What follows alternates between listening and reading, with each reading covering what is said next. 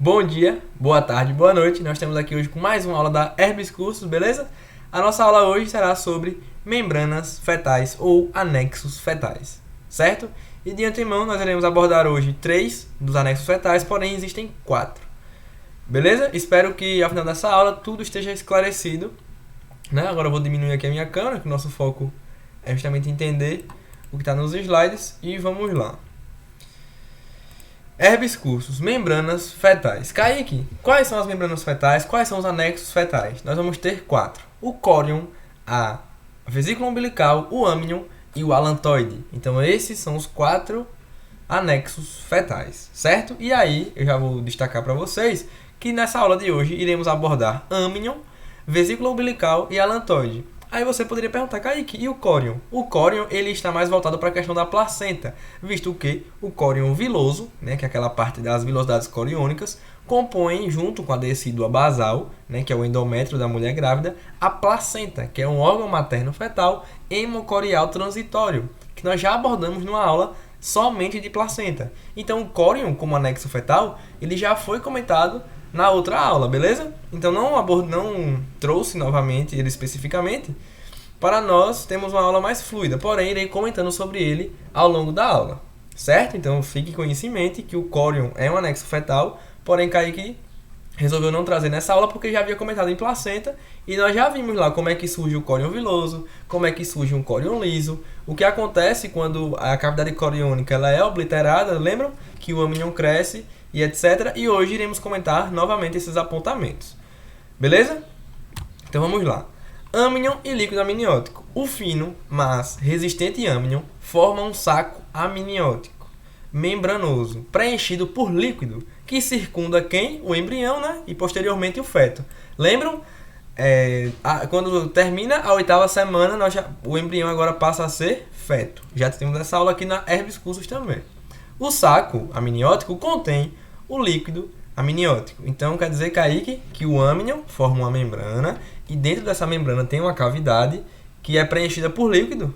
Isso. Se você pensou assim, perfeito. E aí, muito cuidado para não se confundir. Olha, nós vamos ter lá a membrana amniótica, certo? Eu vou fazer assim uma dupla. Então, essa membrana aqui é justamente o âmnion. É essa região membranosa.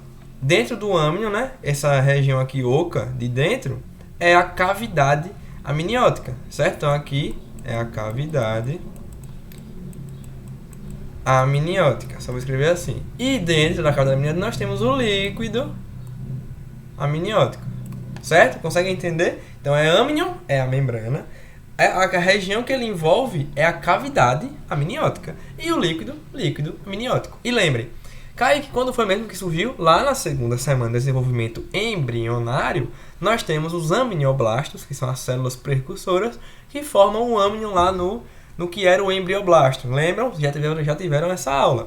Então lá começou esse desenvolvimento. Hoje nós queremos entender quais são a importância desse anexo fetal. Porém, a maneira com a qual ele surge já foi assunto de outra aula. Enquanto o âmnion aumenta em tamanho, ele gradualmente oblitera a cavidade coriônica, eu tinha falado na estante, e forma a cobertura epitelial do cordão umbilical. Então, muito importante, lembrem, o âmnion, quando ele vai crescendo, ele vai suprimir, vai obliterar a cavidade do córion. E, além disso, ele forma a cobertura epitelial do cordão umbilical. Eu vou apagar essa imagem para demonstrar isso e depois nós vamos ter outra imagem também, beleza? O que é que acontece? Lembre que o córion ele fica ao redor do embrião e de todas as membranas, certo? Então nós vamos ter lá, vamos supor que é apenas ilustrativo o desenho, certo? Aqui seja o útero, certo? Lá a cavidade uterina. E, não, melhor, vamos porque aqui é o córion mesmo, pode ser. Aqui é o nosso córion. Córion, beleza? Córion. Aí lembrem que o córion ele envolve tudo, ele envolve o âmnion, a região ali dos 3 folhos germinativos e da vesícula umbilical. Lembram? Tá tudo aqui inserido. Aí, à medida que o âmnion cresce, né? À medida que o âmnion vai crescendo, ele vai se expandindo em direção a essa região. Então, à medida que o âmnion cresce, ele vai crescendo, crescendo e crescendo, e ele oblitera a cavidade coriônica. Então, aquele espaço que o córion ocupava, o âmnion começa a ocupar. E lembram que, Kaique, você já comentou isso em outra aula. Perfeito. E aí, quando ocorre essa junção de âmnion e córion, nós formamos a membrana âmnion coriônica. Aqui, por exemplo, seria essa região. E, além disso, ela forma a cobertura epitelial do cordão umbilical. Aqui nós temos uma imagem, ó, perceba, ó, saco amniótico. É justamente toda essa região aqui em volta por esse saco. Enquanto o saco coriônico está aqui, ó, saco coriônico, que vem a dar origem à placenta junto com a decídua basal, beleza? E o revestimento do epitélio do cordão umbilical também é feito pelo âmnion. Show? Aqui, ó, lembre, na segunda semana de desenvolvimento, nós temos o desenvolvimento do âmnion. Olha ele aqui, ó, essa membrana aqui azul, aqui na parte de cima. Então, esse é o âmnion. Aqui, o que eu falei, essa parte aqui que eu estou riscando de azul, é toda a cavidade que ele vai obliterar. É a cavidade coriônica. Então, ele vai começar a crescer. Vou pegar o vermelho. Ele vai começar a crescer, ó, a seta em direção para cá, que nem essa seta. E aí, quando ele começar a crescer, ele vai obliterar toda essa cavidade aqui, ó. Ela não vai existir mais. O âmnion vai entrar em contato com o córion. Beleza? Isso acontece, como nós já havíamos comentado, nas outras aulas. Certo? Aqui outra imagem, novamente para justamente vocês fixarem como é isso na realidade, né? Que por desenho às vezes fica um pouco difícil. Olha o saco amniótico aqui, né? A membrana fina, porém resistente aqui ao redor. Novamente a placenta, né? Junto com o saco coriônico. E o bebê, o feto, ele fica justamente aqui nessa envoltura.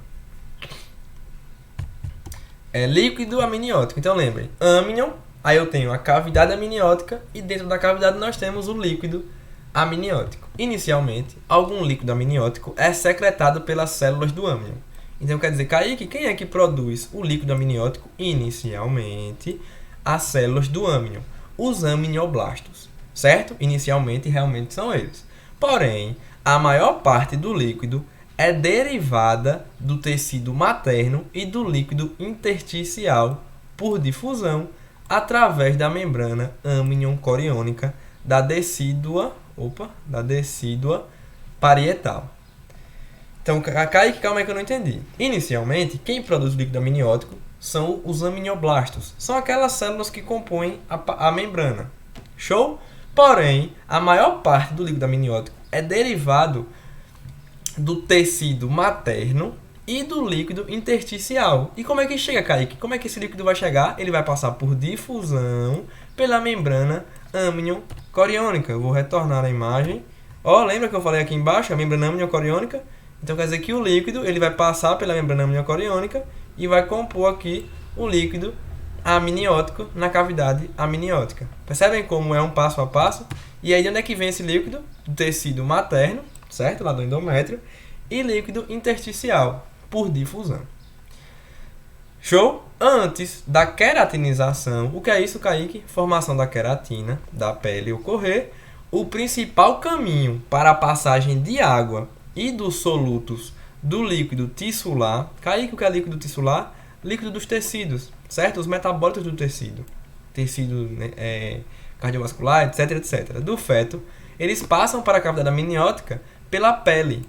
Então, quer dizer, Kaique, que existe um momento da nossa vida que o líquido tissular dos tecidos, eles saem do nosso corpo e passam pela pele? Isso mesmo. Por que isso acontece? Ainda não houve a queratinização da nossa pele.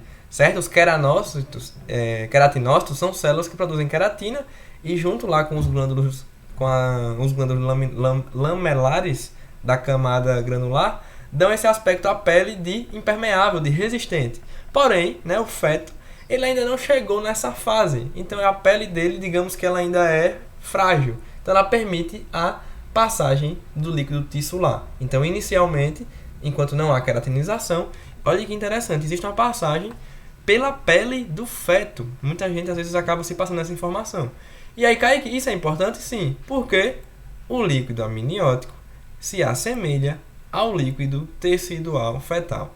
O líquido amniótico se assemelha ao líquido tecidual fetal. Ou seja, o líquido dos tecidos do feto, que são produzidos ali ao longo do seu do seu desenvolvimento, do seu metabolismo, vão se assemelhar com o líquido amniótico. Kaique, por que isso acontece? Porque existe uma passagem livre da pele do feto para o líquido amniótico, certo? E aí você tem essa semelhança entre líquido amniótico e líquido fetal. Isso é importante, por exemplo, para se você quiser fazer uma análise de como está a fisiologia daquele bebê do desenvolvimento, você pode fazer uma amniocentese, né? Óbvio que existem as especificidades de quando pode fazer, e aí você faz uma análise do líquido amniótico para ver a sua composição. E vale lembrar que ele é semelhante ao líquido tecidual fetal.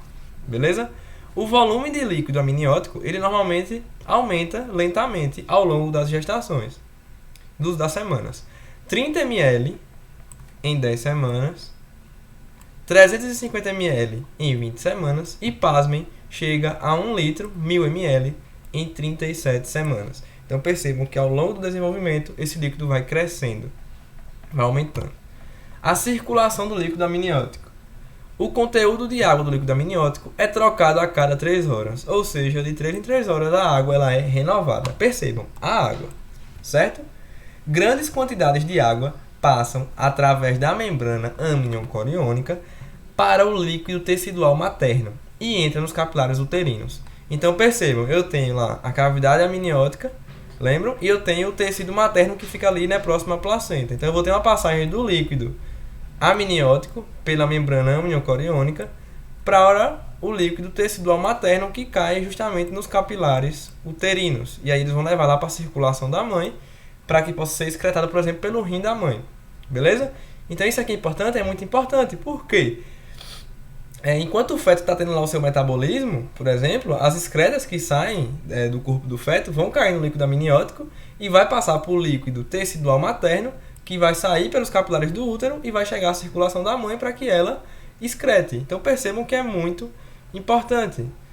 Beleza? Aí nós já tivemos aula de placenta e nós vimos lá que a placenta, por exemplo, ela consegue eliminar a bilirrubina, a ureia, o ácido úrico. Então é muito importante que esse movimento aconteça. Então a membrana amniocoriônica ela é muito importante. Uma troca de líquido com sangue fetal também ocorre através do cordão umbilical e onde o âmnion adere à placa coriônica sobre a superfície fetal da placenta. Assim, o líquido amniótico está em equilíbrio com a circulação fetal. Outra informação muito importante aqui é que o líquido amniótico ele possui uma certa semelhança, um equilíbrio com a circulação fetal. Kaique, por que isso acontece? Porque ocorre uma troca de líquido e sangue fetal na região ali do cordão umbilical e na região do âmnion, onde ele adere à placa coriônica. Lembra da placa coriônica? Que é aquela região dos vasos e veias umbilicais que passam e fazem a delimitação dos cotilédones.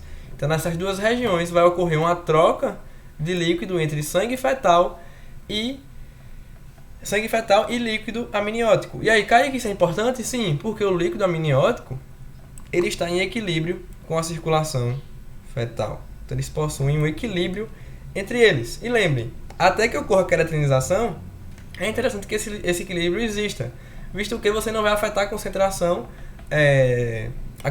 e o movimento dessas moléculas, beleza? Então essa aqui é a informação que volta e meia aparece aí em questões, então é bom ter essa informação, que o líquido amniótico ele está em equilíbrio com a circulação fetal e também que o líquido amniótico é semelhante ao líquido tecidual fetal. O líquido amniótico é deglutido pelo feto e absorvido pelos tratos respiratório e digestório fetal. Nas últimas semanas de gestação, o feto chega a deglutir 400 ml de líquido amniótico, ou seja, ele engole 400 ml de líquido amniótico e depois ele faz ali a sua excreção. E aí depois que ocorre a excreção, que nós tínhamos visto, vai para o tecido materno fetal e aí ela faz a retirada ali pelos capilares uterinos. Então percebam que, muita gente já pode ter ouvido falar disso, de que o bebê ele engole sim o líquido amniótico, porém ele fica excretando, mantendo ali o equilíbrio entre líquido amniótico e líquido fetal. Beleza? Composição do líquido amniótico. O líquido amniótico é uma solução aquosa na qual o material não dissolvido está suspenso. Então percebam, nós temos lá o líquido, Vamos ter o líquido, aqui coloquei numa vasilha o líquido, E nesse líquido vai ter material suspenso. O que é material suspenso, Kaique? É como se ele não fosse dissolvido. Então nós vamos ter células epiteliais mortas, né, que foram descamadas ali do feto. Podemos ter células de diversos tipos também do feto, células do próprio cordão umbilical e etc. Então ele é um líquido com moléculas em suspensão. E vale destacar também que vão existir as moléculas orgânicas e as não orgânicas. Por exemplo, o líquido amniótico contém aproximadamente porções iguais de compostos orgânicos e de sais inorgânicos. Então aqui eu vou ter sódio, potássio e etc, etc, que são sais inorgânicos, e também vou ter compostos orgânicos, como por exemplo carboidratos e proteínas. Olha, metade dos constituintes orgânicos é de proteína, carboidrato, gordura, enzima, hormônio e pigmentos. Então percebam que a composição ela é bem rica, tanto em sais inorgânicos como em água. Tem literatura que chega a dizer que o líquido amniótico é 98%, 95% água. Então percebam que o restante da porcentagem é por essas moléculas. Proteína é muito importante, né, Kaique? Proteína é muito importante. Nós vamos ter lá metabolismo e vamos ver que diversas funções do nosso corpo dependem de proteínas. Carboidratos também são fontes de energia, como por exemplo a glicose. Gorduras também são fontes de energia e tem alguma relação com a temperatura corporal, que é muito importante. Enzimas, que também têm uma relação com as proteínas, que servem para catalisar, para acelerar processos no nosso corpo. Hormônios também são cruciais. Nós vimos que a progesterona, por exemplo, é um hormônio imprescindível, né, pela placenta, e que também vai estar no líquido amniótico. E pigmentos, que servem para o desenvolvimento de estruturas e amadurecimento de regiões do corpo ali do feto. Beleza? Então essa é a composição aí do nosso líquido amniótico que havíamos discutido. Agora nós chegamos no ápice da nossa aula, que é o que vocês não podem esquecer. Você fala, Kaique, você enrolou para chegar aí, né? Porque é importante entender todo o passo a passo. Então, a importância do líquido amniótico. Permite o crescimento externo simétrico do embrião feto. O que é um crescimento externo simétrico? Que todas as partes do bebê cresçam da mesma maneira. Porque ele impede que ocorra um colabamento, por exemplo, de uma parte do embrião com alguma estrutura, já que ele fica naquele líquido e permite que ele cresça sem nenhum empecilho. Ou seja, garante um crescimento externo simétrico. Também atua como uma barreira à infecção. Sabemos, né, que o feto ele pode acabar sendo exposto a alguns micro-organismos, e aqui nós temos uma membrana de proteção. Então, obviamente que também vai agir como uma barreira à infecção, impedindo uma possível infecção, obviamente. Beleza? Permite o desenvolvimento normal do pulmão fetal. Nós tivemos uma aula de circulação fetal e lá nós vimos que o pulmão fetal ele é colabado, digamos assim, ele é cheio de líquido. Então, o líquido amniótico permite, perceba uma palavra, permite. Ele permite que o pulmão se desenvolva, porque enquanto o pulmão não faz troca gasosa, ele está amadurecendo, os pneumócitos do tipo 1 e do tipo 2 estão amadurecendo para que ele possa chegar na sua função fisiológica perfeita ali no período neonatal para ocorrer a transição da circulação fetal. Então, o líquido amniótico ele é importante porque ele permite o desenvolvimento do pulmão fetal. Também impede a aderência do âmnion ao embrião feto. Ou seja, como o âmnion é uma membrana e o bebê, o feto, certo? Esse aqui é o feto, certo? Você vai cair que isso não parece um feto não, é apenas ilustrativo. Ele impede que o feto ocorra aqui, né? Que ele encoste no âmnion e fique aderido, porque existe um líquido que vai impedir essa aderência. Também amortece os impactos recebidos pela mãe, muito importante, uma proteção mecânica. Quando ocorre um choque, que o bebê está naquela bolsa, uma bolsa com líquido, ele vai acabar amortecendo os impactos. Lembrem, a energia mecânica ela se transporta num meio, então o líquido é um meio, então ele vai absorver um pouco dessa energia e vai impedir que o choque, né, o choque quando eu falo é a pancada, atinja o bebê com a sua intensidade inicial, certo? Também ajuda no controle da temperatura corporal do embrião feto através da manutenção de uma temperatura relativamente constante. Então é muito importante, né? Lembrem que o líquido amniótico tem muita água em sua composição e a água possui os coeficientes da termodinâmica. Eles são alguns valores são altos porque ela consegue manter a temperatura constante. A água, inclusive, ela tem até especificidades, né? Nós temos um comportamento anômalo da água em algumas situações. Pode não se aplicar aqui, mas vale destacar que a água ela é muito importante para manter a temperatura constante, tão quanto os lipídios que também vão aparecer nesse momento. Então, o líquido amniótico é importante para a temperatura corporal. É isso que você tem que lembrar. É importante para a temperatura corporal, certo? Permite que o feto se mova livremente, ajudando assim o desenvolvimento muscular. Nós já havíamos comentado como o feto fica aqui dentro dessa cavidade com líquido e permite o movimento de braço, perna, quando chuta, né? O bebê está chutando. É justamente um bom fator para o desenvolvimento muscular. Beleza? Lembra dessa informação. E por último, auxilia na manutenção da homeostase de líquidos e eletrólitos. Nós cansamos de ver essa informação ao longo da aula, que existe um equilíbrio entre circulação fetal e líquido amniótico, e que o líquido amniótico se assemelha ao líquido tissular fetal, ou seja, tem uma homeostase. O que é homeostase, Kaique? É um equilíbrio. Quando vocês verem esse nome, tentem lembrar equilíbrio. É um equilíbrio dinâmico, certo? Não quer dizer que o equilíbrio é perfeito, mas quer dizer que ele tenta se adequar, certo? E líquido e eletrólitos, que são muito importantes para a manutenção do bem-estar do nosso feto. Beleza? Agora, vesícula umbilical. Já vou destacar de antemão que a vesícula umbilical ela também surge lá na segunda semana, se vocês lembrarem. Ela começa a aparecer lá na segunda semana, com a membrana exocelômica e etc. Então ela já vem desde a segunda semana. E em outras espécies, ela tem uma função totalmente diferente. Beleza?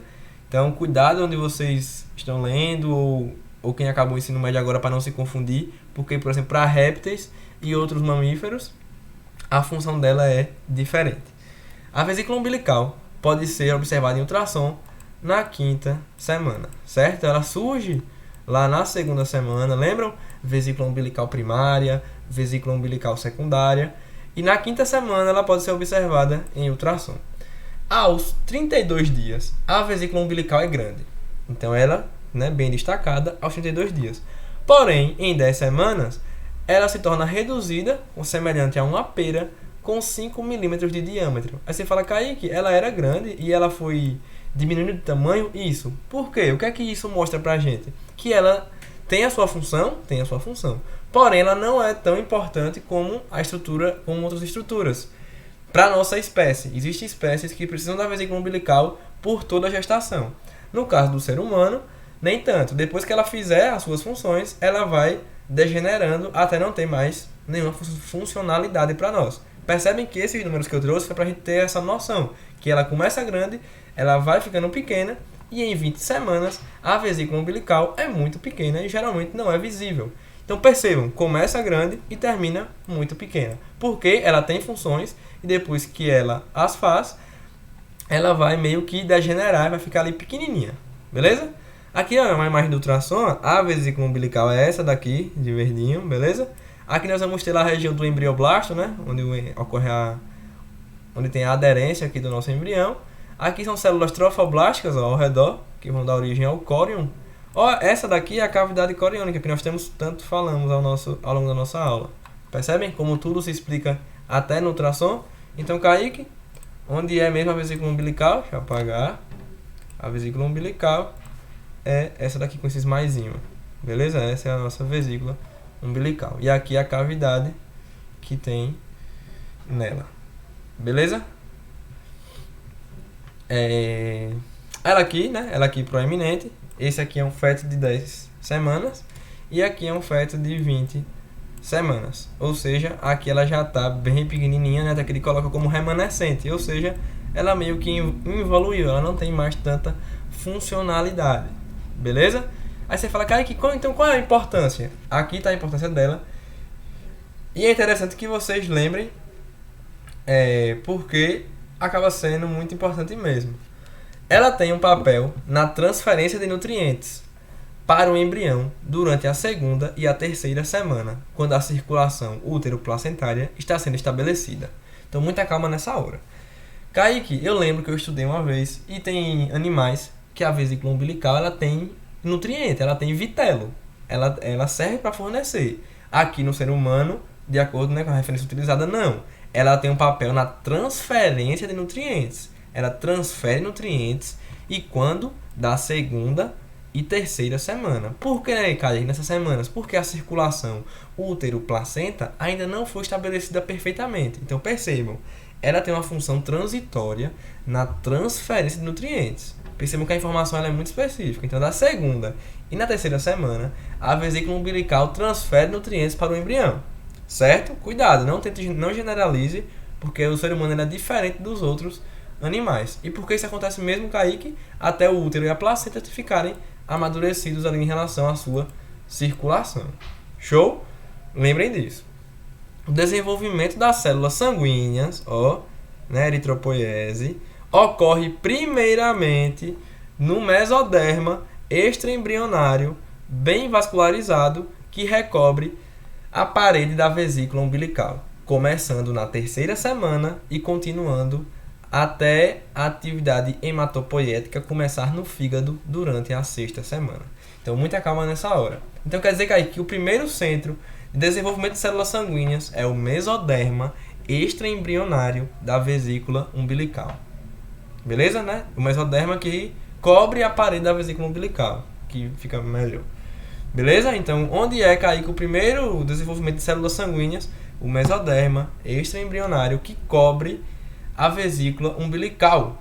Isso na terceira semana, porque lembrem que o fígado começa a produzir na sexta semana. Nós já tivemos uma aula de desenvolvimento das fases. E depois do fígado vem o baço, e lá na 28ª, salvo engano, com a medula óssea. Então percebam que onde foi o primeiramente, vesícula umbilical. Então ela é importante? Ela é muito importante aqui para origem hematopoética aqui do sangue. Beleza? Nós vimos também que na terceira semana vai ter a angiogênese e a vasculogênese que corroboram com essa ideia de agora. Percebem como é muito importante saber o que aconteceu em cada fase para poder assimilar o conteúdo? E aqui na Rebiscurso nós temos esse passo a passo.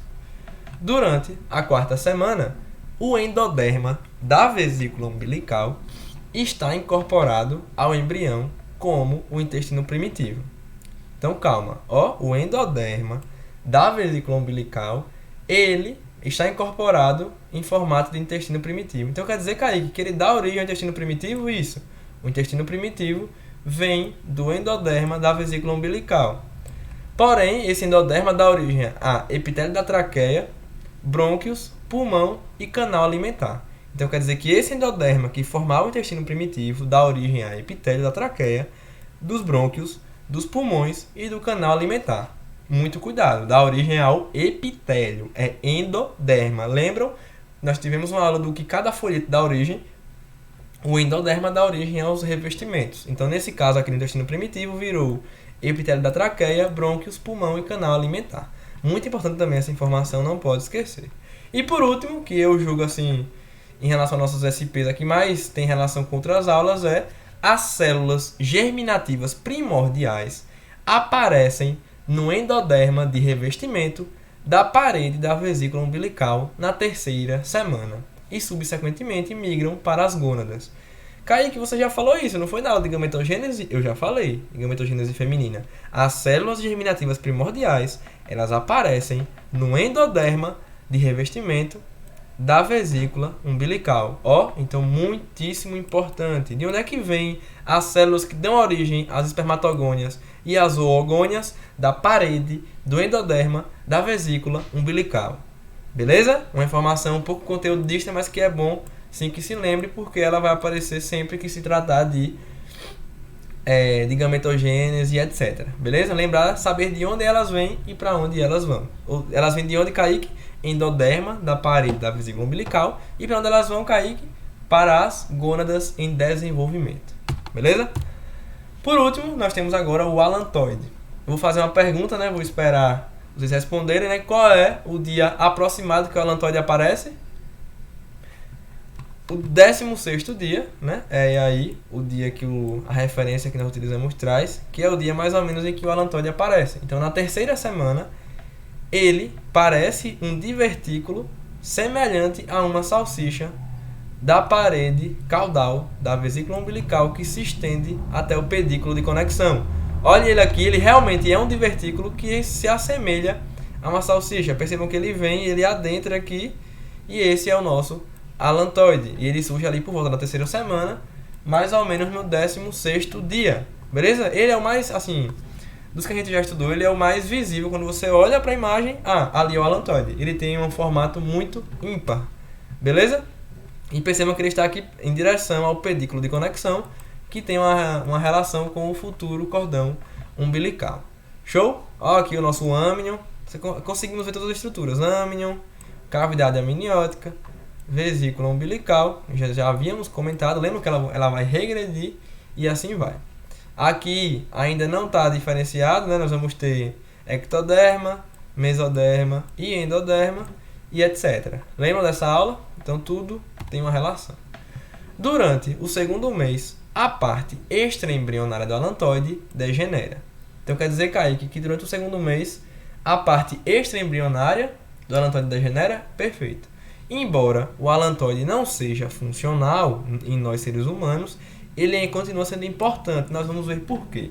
Antes, eu queria, comentar que o alantoide, em algumas espécies, ele serve para troca gasosa e para retirada de excretas, ou seja, para retirar resíduos.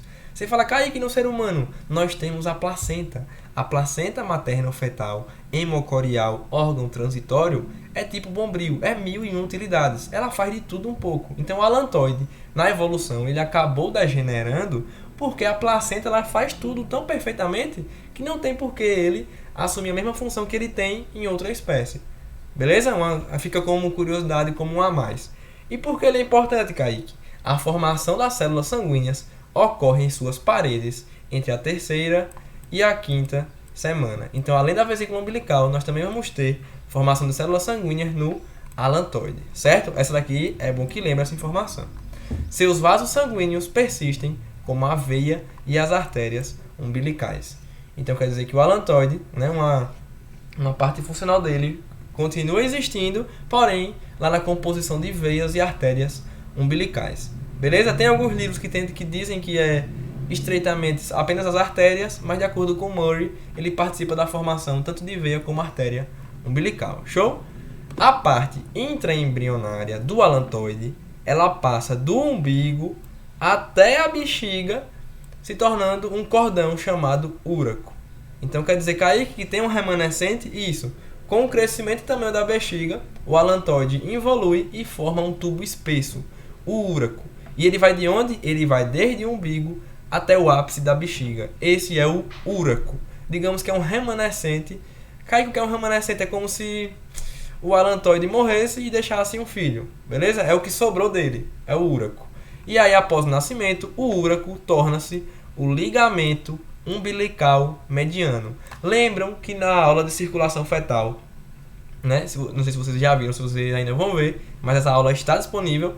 Depois vocês deem uma olhada. Lá nós temos o que cada região dá origem depois que o bebê nasce. Aqui é a mesma coisa. O úraco, que é um remanescente do alantoide, dá origem ao ligamento umbilical mediano no adulto, que vai do ápice da bexiga até o umbigo. Olha aqui na imagem, ele vai do umbigo aqui em cima até o ápice da bexiga, que está cá embaixo, mais distal, na nomenclatura anatômica, numa região aqui proximal para distal. Percebem? Esse era o anterior úraco, que agora é ligamento umbilical mediano. E aqui o úraco, quando é um feto, um feto de 3 meses, essa imagem, o úraco novamente proximal para distal em direção à bexiga urinária. Então era úraco e depois que nasce ele se torna ligamento umbilical mediano.